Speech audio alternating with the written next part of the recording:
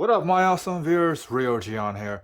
We're gonna take a look at the three USB-C direct input controller and try to find out which one is good, which one is not, and things like that. Okay, so the Razer Kishi V1, the very awesome thing about this particular controller is that it has been heavily discounted. You can see this for around 44 to 50 bucks, somewhere around there. There's also the Game Vice version, which is made to fit more phones. I think that's maybe around the same price, or maybe 70 bucks. Not sure how the pricing is, but of course, all three items are linked down below for you to check them out. So there's that. And then we have the Gamesir X2 Pro, which actually fixes a lot of things.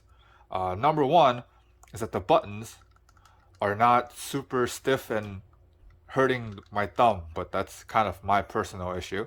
Number two, which is a thing that a lot of people want, actual linear triggers. The L2 and R2 are linear, and they're Hall effect sensors. That's nice. And then one thing they added is macro buttons. So they have that going for them, which is nice. And also, the USB-C is now on the right instead of the left, which a lot of people liked, just for the fact that it's just easier to put the phone in here when it is on the right. And you kind of have this type of orientation more than the other way around, where it's like this way. So for games, I think people like that more. And this is going for 80 bucks retail. Sales price, I'm pretty sure it's probably going to be some dollar amount that's less, but yep. So 80 bucks here, and then we're looking at this big boy, $100. So this one is basically the backbone, more or less, but minus the headphone jack, so you don't have headphone jacks. But you do have very clickable, soft buttons that are very enjoyable. And now the one thing you lose is the analog sticks. These are the switch type analog sticks. And have I enjoyed the beauty that is Joy-Con drift? I have not yet. So only time will tell. But yes. Which is a thing that a lot of people were very disappointed for, the fact that you lose the regular analog sticks from the V1, because a lot of people like the V1 a lot. Like, this one was really good, but it's now gone. And then they improved the D-pad. The D-pad's a lot more precise now. It's a lot more direct and very clicky. So the whole controller has the clicky theme to it.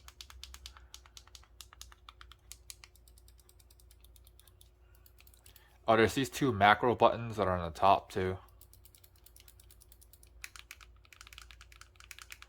And this is also linear, by the way. So, and they're very soft. They are very soft linear triggers.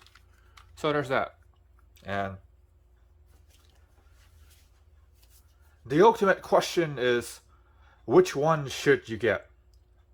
And the answer to that is, it honestly does depend, but for the majority of people out there, I believe for the majority of people, I am saying most likely the emulation community. I think a lot of the emulation community are watching the video. So get the Gamesir X2 Pro. Why? It's because it's more stable. Like, see how it's just like there's this chunk here, and then when you put your phone on it, it fills up the controller. Well, I mean, it depends on the kind of phone you have, but for the most part, a lot of them use like really big phones with big screens on it, and it does a great job of filling up the controller, and it kind of gives you that like console-like feeling to it, which is very nice. And then secondly, like, this honestly does everything right. Like, you have legit analog sticks, you have buttons that doesn't really hurt your hand that much, you have clicky R1, L1, which I think some of the people in the community do not like. But they love these linear triggers. And the D-pad is precise. So this is it. Honestly, for the most people that are watching that just want to know out of the three which one is best, just get this, because I honestly feel like if you're part of the emulation community, you probably just want this. I feel like a lot of people would want this over these two guys. So there's that. My personal choice is this. Now, why did I choose this? Just for the pure fact that it can actually connect to a USB hub to connect to my phone, to blow it up on the TV, and it works. That's pretty much it. The Gamesir is, for the most part, an overall better experience, except for the face buttons. Like the face buttons here, they're so soft and clicky, and they're so enjoyable to use. Like, the face button on the G Skill is clicky, but they're not soft. Like, you will kind of feel this over time, but it takes longer than, let's say, like the regular X2 and not the Pro model. Like, this takes longer for you to feel that fatigue, but the fatigue is there. But honestly, I feel like that's a personal thing more than like a general thing. So yeah, just kind of take that with a grain of salt. And this one feels tactile. Now it's tactile. Back then it's pretty mushy, but now it's pretty tactile. This one, for the more budget-minded user, this is it. And the reason why the community really hates this one is just for the fact that it's like, it's all loosey-goosey like that. And to be honest, this actually does work when you blow it up to the TV via USB hub, but the fact that it's like this, it's so hard to like navigate and control properly. So that's pretty much the only reason why I get the V2, because the fact that the V2 does the thing that I really wanted to do is that I can blow this thing up to the TV via USB hub, and it will work with my phone, so that I can basically have my phone become a Switch. Basically, is to have the Switch-like experience when I'm on the go, and when I'm at home, I blow it up to the TV real big, play a bunch of my awesome favorite old consoles, and have a jolly old time. And that's where the V2 comes in. And to be honest, a lot of people really criticize the analog sticks. Personally, I feel like it's not bad. It's not great, to be honest. It is not great. It is not the best. It is definitely not better than these two analog sticks. For sure, they're not better. But the experience is a 7 out of 10. Well, these ones, this is like a 9. This is like an 8. The only reason why this is an 8 is because analog sticks are a little bit smaller, but of course you do have the caps, but they're just smaller and they're more loosey-goosey than the one on the V1. Like the V1, the analog sticks, it is so good. Like the analog sticks on the V1 is just fantastic. I think these are like console grade analog sticks too. So very good, very good. But yeah. And overall, that's what I feel like in terms of the controller. I'm picking this one, and also based off of the fact that it's lighter. And then, but of course you want to know how light it is, so be right back. Alright, I'm back. Here's the scale. Can you guys see that? I think I can see that through the viewfinder pretty okay, so hopefully the video you guys can see it pretty okay. So we're gonna go with this one, because this one feels pretty heavy. 181 grams, which is not that bad, but it's kind of like almost carrying another cell phone. So I think some of the people in the community is like, yeah, that's kind of heavy. So there's that. The Kishi V1, 148 grams, is a little bit lighter, about 40 grams less. So there's that. The Kishi V2, 121 grams, even lighter than that.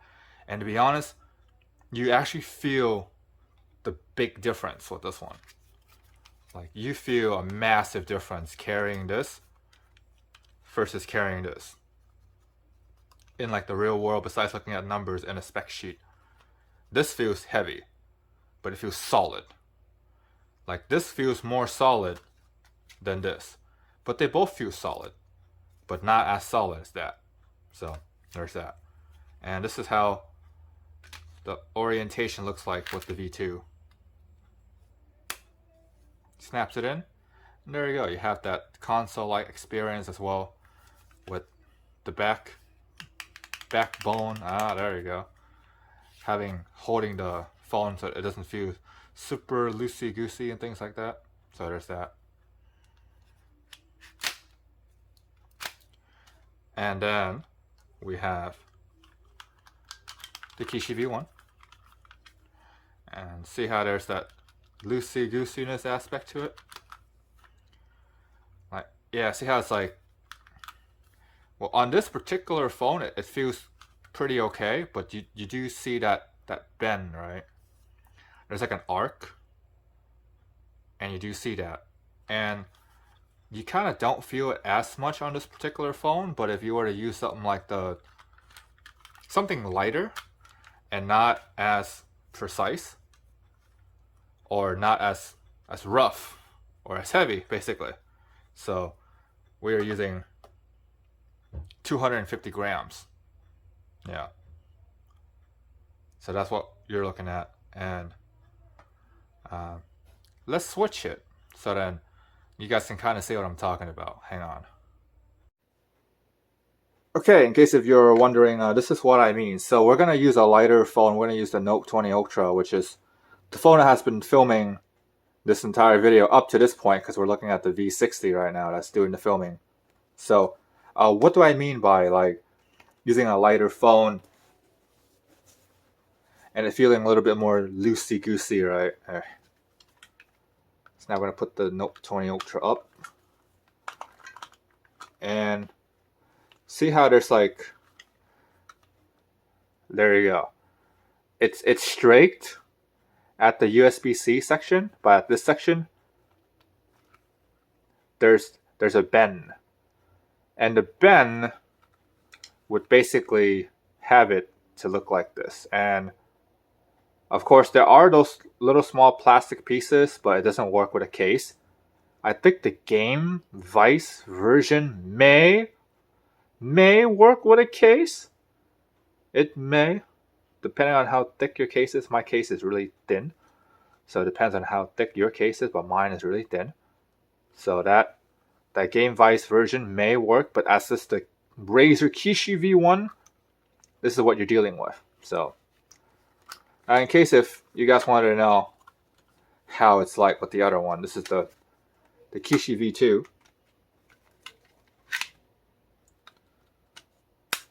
There we go. Snaps into place.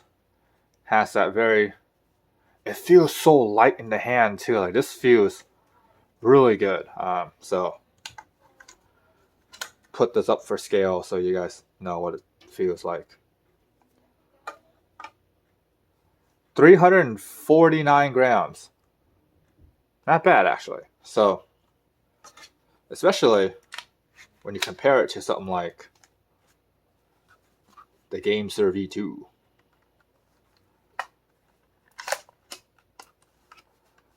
Now I'm going to put this in.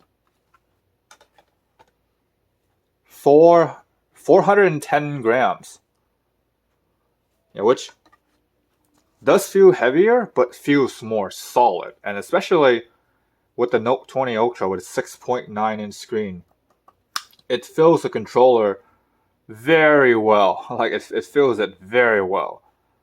Like, all of the edges touch and things like that. Like, this is a very good look for this controller. So there's that. So, yep, that's basically what the controllers feel like in terms of just wanting to know which ones are best for you. And I actually think probably this is the more right order. Yeah, there we go. That seems like the more right order from 1, 2, and 3 in terms of like the community recommendation of just the overall community and what they think. I think they will most likely put the Gamesir as number 1. I've seen a lot of people in the emulation community will praise the Gamesir X2.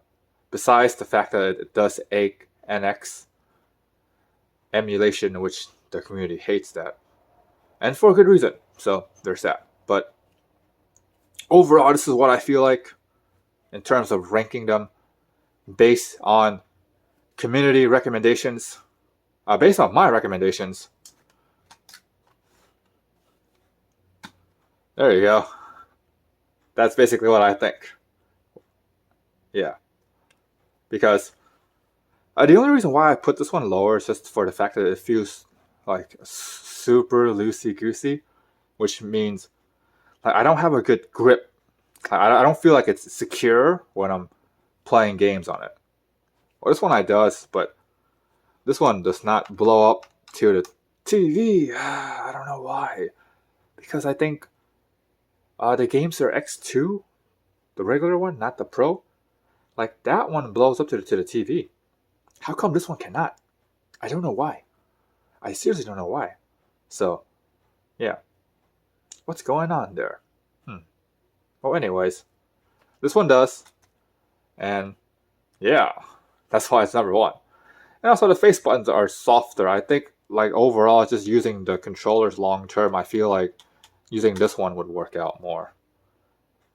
Just for the fact that it's just like a softer experience with the face button. I press that a lot and the analog sticks doesn't bother me that much.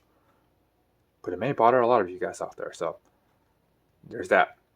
Anyways, that's pretty much it. So like, subscribe, comment, thumbs up. All of these and the phones and the scale are links down below for you guys to check out. If you guys want to buy them and support the channel at the same time with no extra cost to you, yep, those links are down below. And that's pretty much it. You guys, stay awesome.